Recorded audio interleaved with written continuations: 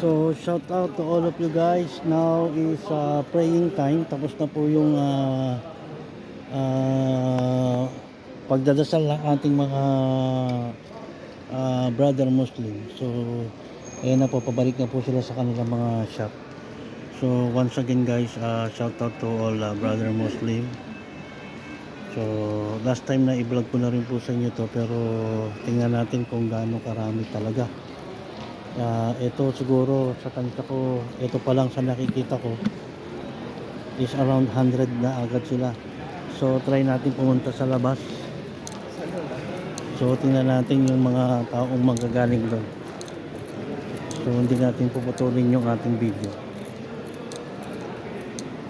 So para wala pa ako nakikita, pero tapos na kasi. So yan guys, oh, yung mga yan, mga brother Muslim natin yan, katatapos lang ng kanilang pag-aayuno kay Allah. So check natin guys. Ayun. So meron din mga naglalakad dito sa labas. Kung nakikita nyo, yan.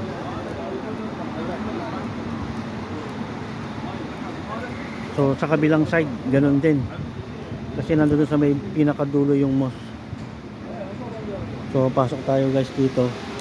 Tingnan natin kung gaano kalayo.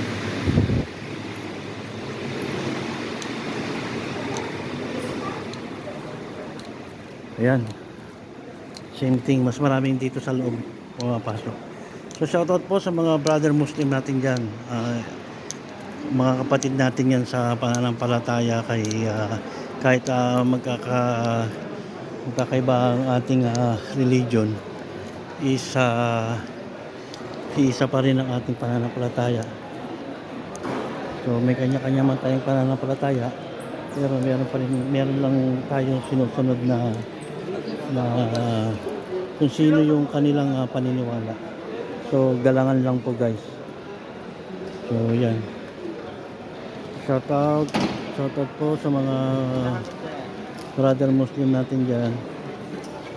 So marami yan guys, sobrang dami nila. Tuwing Friday po yan, pagka tuwing Friday po sila. Yes bro, main entrance? Oh, kita mo, galing pa siya ng main entrance.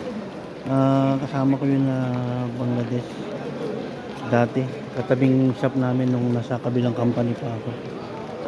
So marami pa guys, marami pang mga tao na mga brother Muslim natin. Hindi yan mauubos, maya pa mauubos yan guys.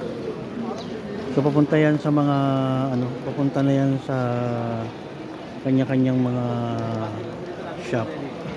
So paano guys, shoutout na lang po sa inyong lahat, and thank you very much for watching. So peace to the world, peace not war. Thank you very much guys.